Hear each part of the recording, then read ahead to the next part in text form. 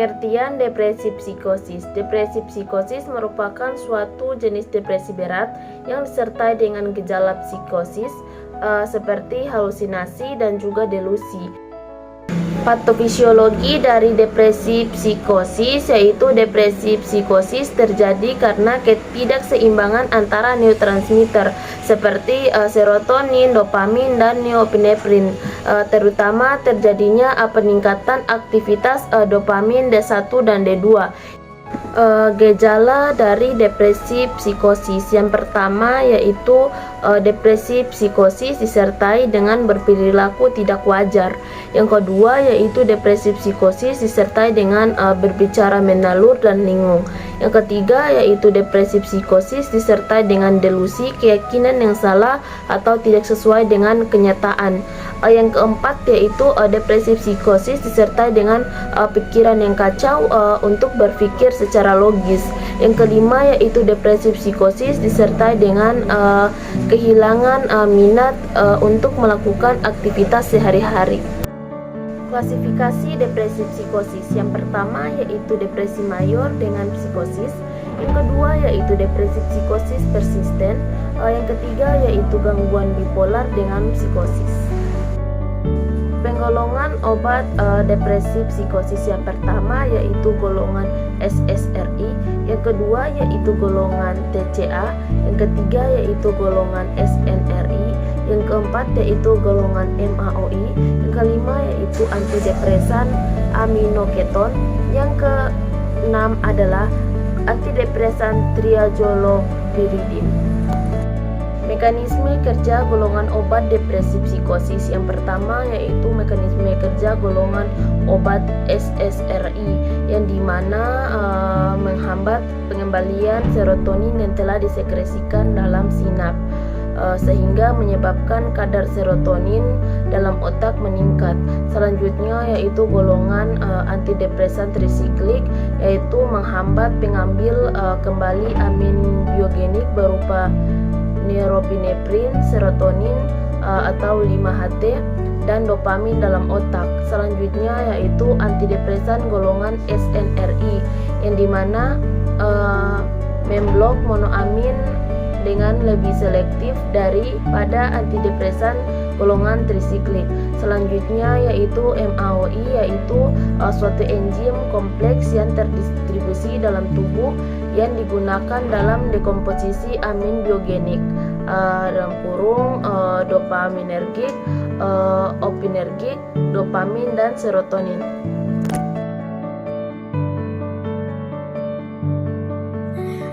Untuk pengobatan farmakoterapi untuk penderita depresi psikosis itu biasanya itu diberikan obat-obat kombinasi. Tapi di sini kita mengobati untuk gejala depresinya dulu. Nah, makanya tuh dipakai untuk pengobatan ini pertama itu dipakai terkait dengan golongan SSRI atau selective serotonin reuptake inhibitor. Nah, di mana itu untuk lini pertamanya tuh karena mengapa menggunakan obat-obat SNRI karena dia selektif. Dia tuh bekerja pada satu bagian saja, dia tidak mempengaruhi hormon-hormon yang lainnya. Makanya biasanya digunakan kita ambil beberapa obat di sini untuk pengobatan SNRI, yaitu ada citalopram, ada escitalopram, ada dan sertralin. Ataupun kita bisa kombinasi dengan obat-obat antipsikotik atipikal seperti ariprazol dan juga olanzapine. Nah, untuk lini keduanya biasanya tuh kalau misalnya tidak mempan atau sudah tidak memberikan efek pada lini pertama, biasanya digunakan lini kedua tuh obat golongan SNRI atau serotonin norepinephrine reuptake inhibitor. Biasanya itu digunakan kami mengambil obat itu sesuai dengan yang kami dapat, yaitu adalah venlafaxine dan juga diloxetin.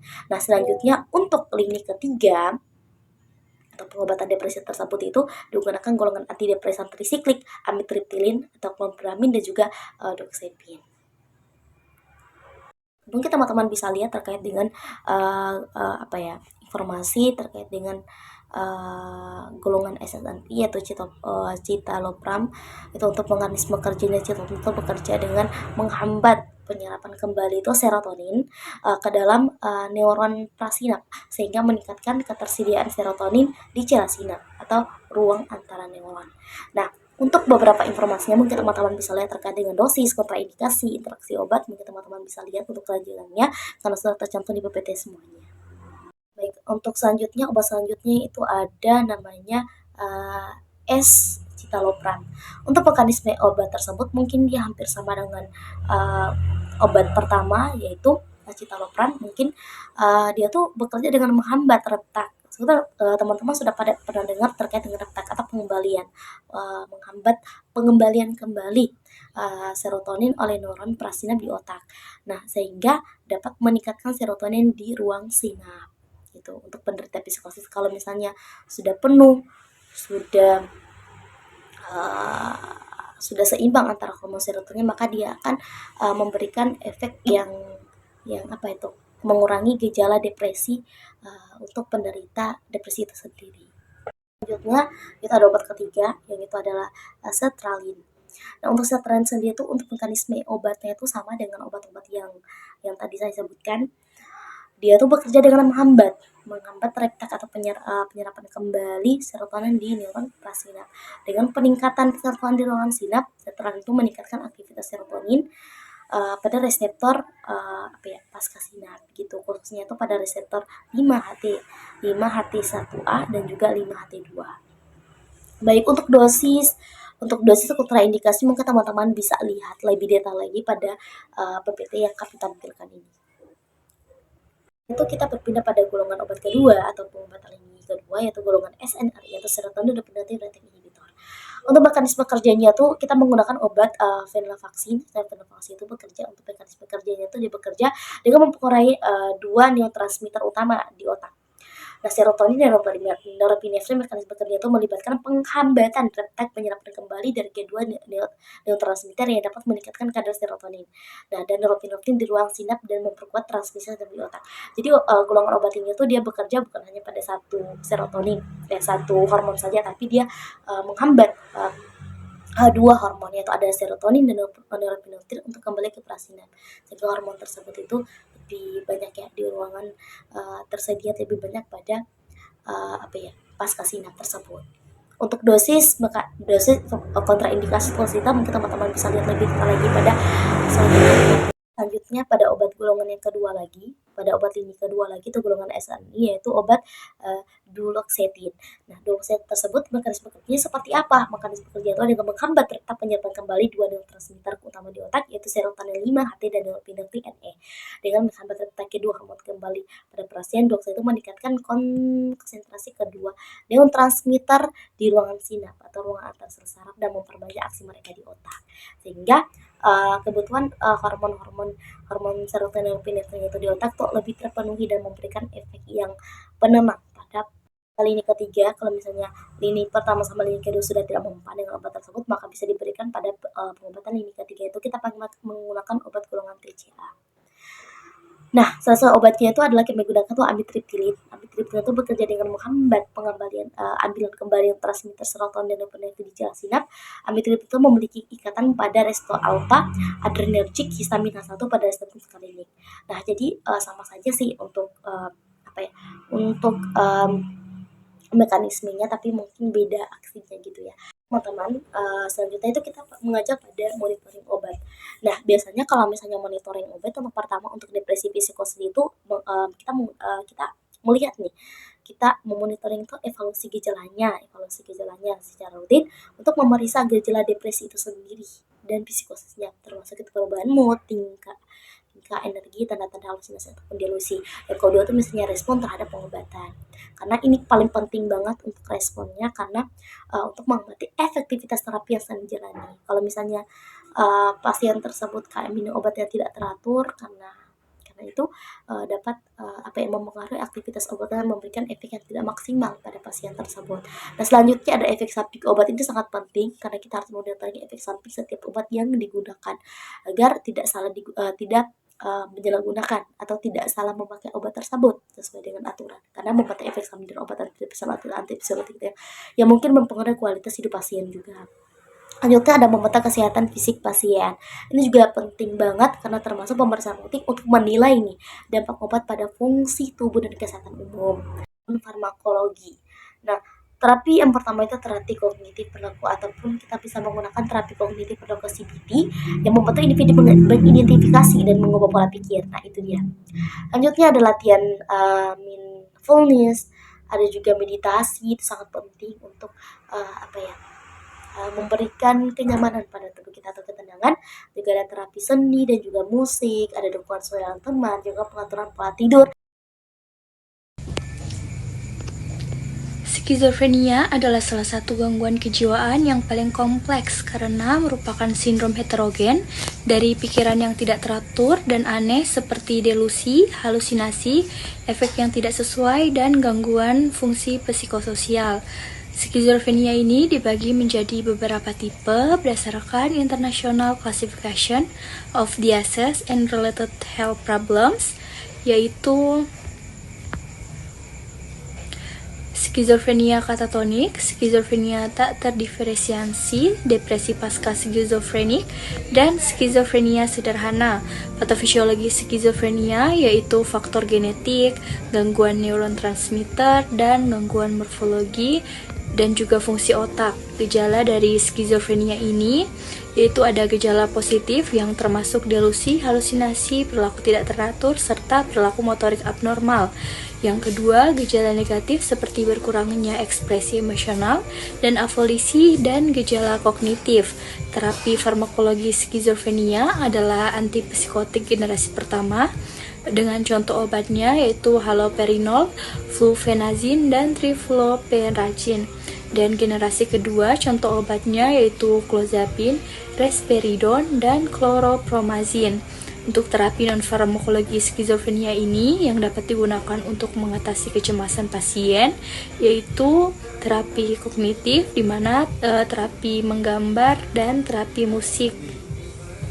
Teman-teman, selanjutnya kita akan membahas tentang pengobatan farmakoterapi. Untuk teman-teman bisa lihat di bagiannya sudah tersedia semuanya untuk gejala skizofrenia tersebut. Itu berupa yang pertama untuk gejalanya itu gejala positif termasuk delusi, halusinasi, tingkat tidak teratur, perilaku tidak teratur, saat perilaku motorik abnormal dalam berbagai tingkat keparahan. Untuk pengobatan yang diberikan sebagai lini pertama itu untuk generasi kedua yaitu golongan atipikal. Nah, untuk obat yang dipakai itu ada clozapine, ada risperidon, dan olanzapine. Dan juga kalau misalnya pada pengobatan lini keduanya itu tidak mempan, pada pengobatan lini pertamanya itu tidak mempan, maka kita bisa menggunakan pengobatan untuk lini kedua. Untuk lini keduanya itu kita menggunakan golongan tipikal. Ya, biasanya itu digunakan chlorpromazin, ada juga haloperidol, dan juga trifluoperazin. Bisa juga dikombinasikan bersama obat-obat depresi atau antidepresan. Mekanisme obat kedua generasi obat tersebut, yang pertama itu adalah antipsikotik generasi pertama. Nah, secara umum bekerja dengan cara itu dia memblokade dopamin pada reseptor sinap neuron di otak, khususnya itu pada sistem limbik dan sistem ekstrapiramidal atau dopamin D2 reseptor antagonis. Nah, kalau misalnya kita berbicara untuk generasi pertama bekerja seperti itu, untuk generasi keduanya itu dia tuh mekanisme kerja obatnya itu dapat memperbaiki gejala positif dan juga negatif dari skizofrenia dan juga lebih efektif mengobati pada pasien yang resisten. Seperti itu ya, teman-teman. Obatnya yang pertama itu adalah obat trifluoperazin, yang dimana dosis obatnya yaitu 10-15 mg terbagi menjadi 2-3 kali pemberian dalam sehari. Bisa dilihat slide-nya di belakang, yaitu terdiri dari kontraindikasinya, ada interaksi obat, ada efek samping, dan toksisitas dari obat trifluoperazin. Dapat dilihat ini adalah mekanisme kerja dari flupeniazin. Adalah mekanisme kerjanya yaitu berkaitan dengan kemampuan untuk memblokir reseptor dopamin tipe 2 atau D2. Dosis obat dari obat flupeniazin yaitu dosis awalnya 15-25 mg per hari. Dapat dilihat kontraindikasi, interaksi obat, efek samping, dan toksisitas di belakang yang tertera pada slide ini. Selanjutnya yaitu mekanisme kerja dari obat haloperidol, yang dimana obat ini bekerja dengan memblokir reseptor dopamin tipe 2 di otak, khususnya pada jalur mesolimbik dan mesokortikal. Selanjutnya yaitu obatnya yaitu haloperidol dengan dosis pemberiannya yaitu dosis oral untuk gejala sedang dimulai dengan 0,5 sampai 2 mg. Selanjutnya itu kontraindikasi yaitu hipertensi, depresi sumsum tulang.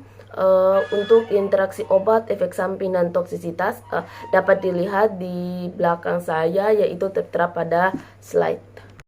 Ini adalah mekanisme kerja dari obat clozapine, bekerja dengan cara yang sama dengan risperidon, yaitu mengurangi gejala positif dan menstabilkan gejala aktif yang memblok reseptor serotonin. Selanjutnya yaitu dosis obat dari clozapine, yang dimana untuk dosis awal 12,5 mg itu sebanyak 1-2 kali sehari. Selanjutnya itu kontraindikasi, yang dimana gangguan sumsum tulang belakang. Selanjutnya interaksi obat, efek samping dan toksisitas dapat dilihat di slide yang di belakang. Yang selanjutnya itu monitoring. Yang pertama itu harus evaluasi gejala, yang dimana secara rutin harus dapat memeriksa gejala depresi dan psikosis, yang dimana termasuk perubahan mood, tingkat energi, dan tanda-tanda halusinasi atau delusi.